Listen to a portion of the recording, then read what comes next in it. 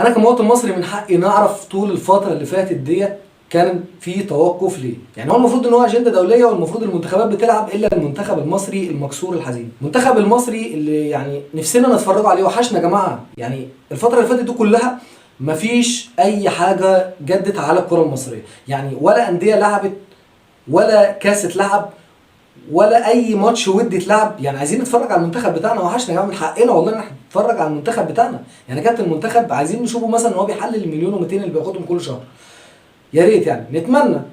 طيب حضرتك دلوقتي داخل مثلا على بطولات كاس العرب مثلا، وعندك كاس العالم، تصفيات كاس العالم، كل المنتخبات عماله تلعب ما شاء الله. احنا كنا في المركز الاول افريقيا وفي الاول عربيا، دلوقتي بقينا الرابع عربيا والسادس افريقيا. ولسه بقى يعني المنتخبات اللي هتلعب الفتره الجايه دي هتعدينا، يعني انت ممكن تلاقي نفسك يعني ال20 لانك ما بتلعبش. يعني منتخب المغرب، منتخب تونس، منتخب الجزائر، كل الانديه دي بتلعب الا احنا ما بنلعبش. ليه مش عارف؟ يعني اخر ماتش كان المنتخب كان قدام جزر القمر 4-0 بس. يعني احنا فرحانين بقى بالنتيجه دي، خلاص نقعد عليها لاخر السنه، خلاص هي دي اللي بقى ايه علت الراتب بتاعه. طب الراجل دوت يعني عايزين نشوف له فكره، مش هنقول اسامي طبعا، اسامي ناس طبعا، عايزين نشوف له فكر كده. يعني عايزين نتفرج على منتخب وتوليف المنتخب، وعايزين نشوف اسامي لعيبه المنتخب الجداد. يعني الراجل ده جه اتفرج على مباراه المنتخب الاولمبي. المنتخب الاولمبي برده كارثه سودا، لان هو هيلعب في مجموعه فيها الارجنتين واستراليا وطبعا اسبانيا. طيب ما يلعبش فرق ليه من الفرق ديت؟ اختار فرقه مثلا من جنوب افريقيا، من جنوب امريكا. يعني بلاش جنوب افريقيا وبلاش الفرق ديت ان احنا ايه نتمعظموا عليها وان احنا نكسبوها رايح جاي ونبينوا ان احنا فتوات. يعني احنا عايزين نلعبوا فرق بتلعب كوره. يعني مثلا فريق امريكا مثلا الاولمبي قاعد، كنا ممكن نلعبوه يعني عادي مفيش مشكله. يعني منتخبات قريبه من الكوره الارجنتينيه، خلينا في امريكا، يعني نلم شويه منتخبات من امريكا الجنوبيه ونلعب ماتش واحد بس مش اكتر. يعني عشان ايه؟ ناخد على الجو الكوره. يعني زي ما كابتن حسن شحاته كان بيقول دايما ان انت لما تلاعب فريق من قاره لازم تلاعب فريق قريب او دوله قريب من نفس الدوله عشان تكتسب الثقه وتكتسب يعني تفهم الناس دي بتلعب ازاي وبتتحرك ازاي.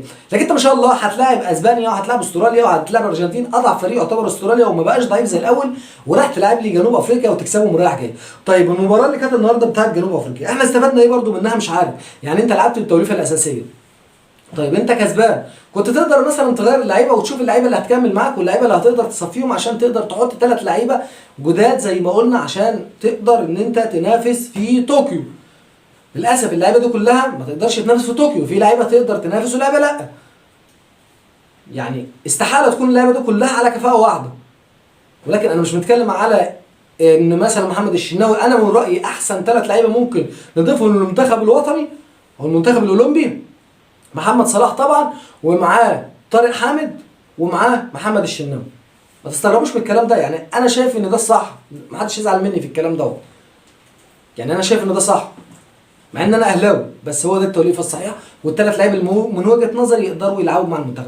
ما شفناش اي حاجه جدت في المنتخب الاولمبي وبيلعب بالطقم الاساسي، وفي لعيبه اتصابت للاسف ولاعيبه اتصابت الماتش اللي فات. ما اعرفش هو ايه الفكر بتاعه ان هو يلعب جنوب افريقيا ويكسبها، يعني هو بيستعرض عليها كده ولا ايه؟ مش عارف.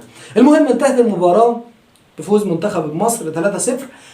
وجا دور بقى الكبير قوي عشان يتكلم بعد المباراه. هو كان بيراقب المباراه ليه؟ فكرني بقى بمين؟ باحمد ادم كده في فيلم القرموطي، قال له انت قاعد هنا بتتكتك لهم، وهو كان فعلا قاعد بيتكتك لهم. المذيع بيساله بيقول له يا كابتن انت جاي تتفرج على المباراه ديت وطلعت مين يعني او بتتابع مين؟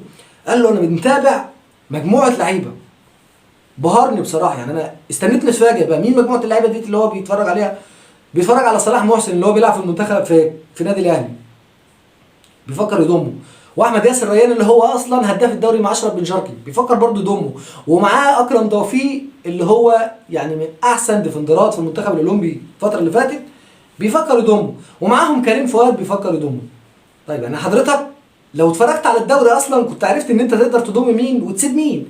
يعني ماتش جنوب افريقيا ده مش مقياس. يعني انا اتفرجت جنوب افريقيا اتفاجئت زيك بالظبط، يعني هي اتفاجئوا ان هم جايين يلعبوا مباراه زي ما حضرتك اتفاجئت ان انت اصلا حد شافك وانت بتتابع المباراه. انت كنت تفكر هتيجي تتفرج وتاخد نفسك وتمشي، لكن المذيع مسكك بقى والمراسل مسكك. طب حضرتك هنتفرجوا امتى على المنتخب بتاعنا؟ يعني عايزين نشوف توليفه المنتخب. المنتخب الاولمبي النهارده ما شفنالوش اي خطه، ما شفناش اي حاجه جديده جدت عليه. يعني كنا نقدروا نلعبوا الدوري والكاس وننتهوا بقى من الماتشات دي كلها عشان نخلصوا بقى ونتفرج، يعني نتفرجوا للجديد. نفسنا بقى نشوفوا يعني كرة زي الناس كده، زي ما خلق ربنا. مش دوري بيتاجل 10 ماتشات وكاس بيتاجل بالسنه للسنه. يعني حاجه غريبه بتحصل في الكوره المصريه. يا ريت يا جماعه يعني لو حد فاهم الموضوع ده يا ريت يقول لي، عشان تعبت والله.